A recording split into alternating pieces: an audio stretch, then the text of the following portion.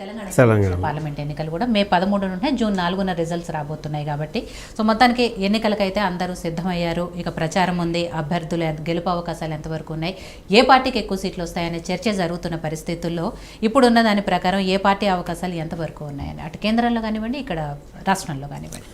ముందుగా మీకు మిత్రులకు వీక్షకులకు అందరికీ నమస్కారాలు. ఇప్పుడు ఎలక్షన్ ఏదైతే ఉందో ప్రపంచంలో అతిపెద్ద ప్రజాస్వామిక వ్యవస్థ భారతదేశం. ఎందుకంటే 140 కోట్ల జనాభాలో దాదాపు 80-90 కోట్ల ఓటర్లు ఉన్నారు కాబట్టి వాళ్ళందరికీ ప్రక్రియ చేయాలంటే అంత ఈజీ టాస్క్ కాదు. కాకపోతే వాళ్ళు బ్రహ్మాండంగా 7 దశలలో నిర్వహించడానికి చెప్పారు. వాళ్ళకు ఇది అది 80% వస్తుంది తెలుసు, అన్నీ ఉన్నది. కానీ వీళ్ళకి ఏదైతే ఉందో ఇక్కడ బీజేపీ, కాంగ్రెస్, బీఆర్ఎస్ మన దగ్గర ఇక్కడ ఏమైందంటే బీజేపీకి చూడుర్రి మీరు 84 నుంచి మొదలు పెడితే 2019 దాకా 84లో 2 సీట్లు వచ్చినాయి బీజేపీకి, 89లో 85 వచ్చినాయి, తర్వాత 91లో 120 వచ్చినాయి, 96లో 161 వచ్చినాయి, మళ్ళీ 98లో 182 వచ్చినాయి, తర్వాత 2004లో 139 వచ్చినాయి అడదగినాయి, మళ్ళీ 2009లో 116 వచ్చినాయి, 2014లో 282 వచ్చినాయి, 19లో 309 వచ్చినాయి. అదే కాంగ్రెస్కి ఏమైందంటే 84లో 404 నుంచి తగ్గుకుంటూ మొన్న ఏదైతే ఉందో 2014లో 44 వచ్చినాయి, 19లో 52 సీట్లు వచ్చినాయి. ఏదైతే ఉందో వీళ్ళ ఓటర్ శాతము కాంగ్రెస్కు స్టార్టింగ్లో 49% ఉన్నది, లాస్ట్కి వచ్చారు 19% డౌన్ అయింది. బీజేపీది 84లో 7% నుంచి 38% పెరిగింది.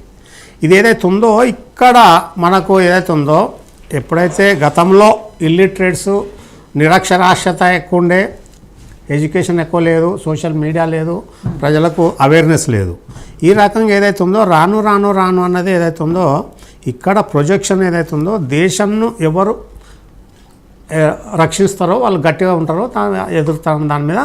ఇది ఏదైతే ఉందో ఇంకో ఏదైతే ఉందో ముస్లిం జనాభా కూడా 5% నుంచి ఇలా 15%కి వచ్చింది. ఈ దాంతో వచ్చే వరకు అభద్రతా భావం ఏదైతే ఉందో సెక్యులరిజం ఎంటర్ చేసిన తర్వాత ఈ రకంగా దేశం విభజన జరిగింది హిందుత్వం మీద.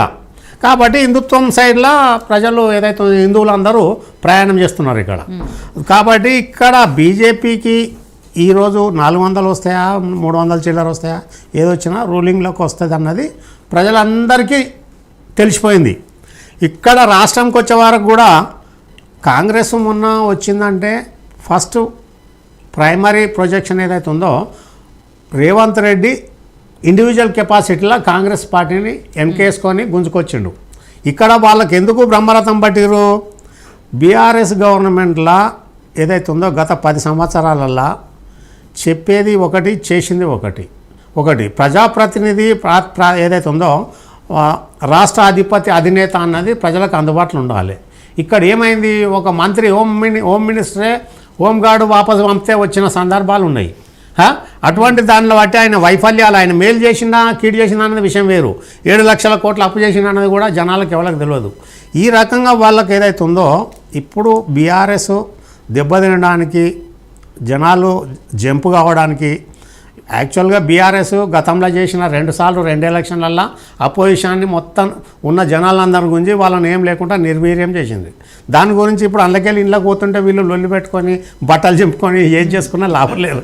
ఎందుకంటే ఇప్పుడు ఏమైపోయింది, ఇక్కడ పార్టీల వైఫల్యం ఏదైతే ఉందో మొట్టమొదట జాతీయ పార్టీలు కానీ లోకల్ పార్టీ కానీ వీళ్ళు ఏదైతే ఉన్నారో పెద్ద ఇండస్ట్రియలిస్టులకు, బిజినెస్ మెన్లకు, ఏదైతే ఉందో కాలేజీలు ఉన్న వాళ్ళకు వీళ్ళందరికీ తీసుకొచ్చి, ఎందుకంటే డబ్బులు ఖర్చు పెట్టాలి, ప్రజలను పిచ్చోళ్ళు లెక్క చేసి ఓట్లన్నీ కొనాలి, వాళ్ళను అవలగాలం చేసేసి ఏదో అధికారం చేజిక్కించుకోవాలన్న పరిస్థితిలో 3 పార్టీలు అదే దారికి వచ్చేసినాయి. ఇప్పుడు కాంగ్రెస్ కూడా వాళ్ళ ఓన్ క్యాడర్లో ఉన్న వాళ్ళను పార్టీ టికెట్లు ఇస్తలేదు, బీజేపీ కూడా ఇస్తలేదు, బీఆర్ఎస్ కూడా ఏంది ఒరిజినల్ వాస్తవంగా ఉద్యమంలోకి వెళ్ళి ఎదిగిన వాళ్ళు, ఉద్యమంలో ఉన్న వాళ్ళు అందరినీ ఒకళ్ళను అందరిని తరిమేసి ఉద్యమ ద్రోహులను పార్టీలో చేర్చుకొని వాళ్ళకు మంత్రి పదవులు ఇవ్వడం అన్నది కూడా ప్రజలు గ్రహిస్తారు.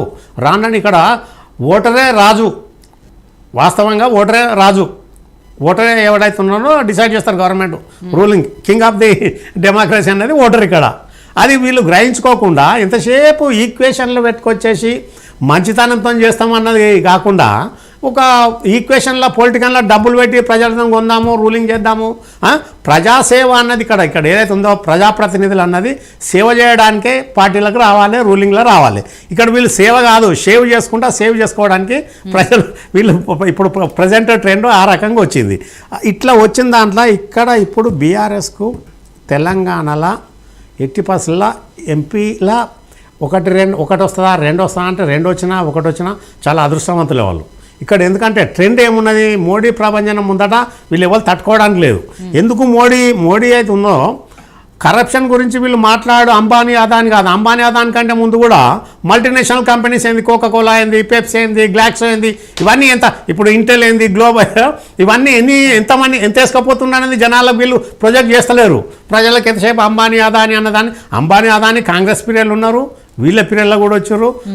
ఇవన్నీ రకంగా వచ్చే వరకు ఇప్పుడు ఏమవుతుందంటే ఇక్కడ మొట్టమొదట ప్రాథమికంగా ఏది ఓటర్స్ ఎవరైతే ఉన్నారో 50% యువజనులు ఉన్నారు. యువజనులు ఎవరైతే ఉన్నారో యూత్ ఓటర్స్లా ఎడ్యుకేటెడ్ వాళ్ళందరూ యూత్ అందరూ కూడా ఇప్పుడు మోడీ మీదనే, బీజేపీ అన్నది కాదు, బీజేపీలో అందులో ఏమున్నాయి ఏ రకంగా ఉన్నాయని చూస్తలేరు. మనకు కావాల్సింది మోడీ ప్రైమ్ మినిస్టర్ చెప్పు. భారతదేశంలో ఇవాళ 10 ఏళ్ళల్లో ఒక స్థాయికి తీసుకొచ్చిండు. 5 ట్రిలియన్ ఎకానమీకి వస్తున్నది. ఆ రకంగా ల్యాండ్ ఆర్డర్ సిచ్యువేషన్ కరెక్ట్ ఉన్నది. ఇంకా లక్కీలు ఏంటంటే వీళ్ళు ఏదైతే జీఎస్టీ కాంగ్రెస్ ఇంప్లిమెంట్ చేయలేదు, జీఎస్టీ ఇంప్లిమెంట్ చేసిన తర్వాత విపరీతమైన ఫండ్స్ వచ్చినాయి, వీళ్ళు కూడా తెస్తున్నారు. రోజుకి 28 కిలోమీటర్ల రోడ్డు, నేషనల్ హైవేస్ డెవలప్ చేయడం అన్నది ఉన్నది.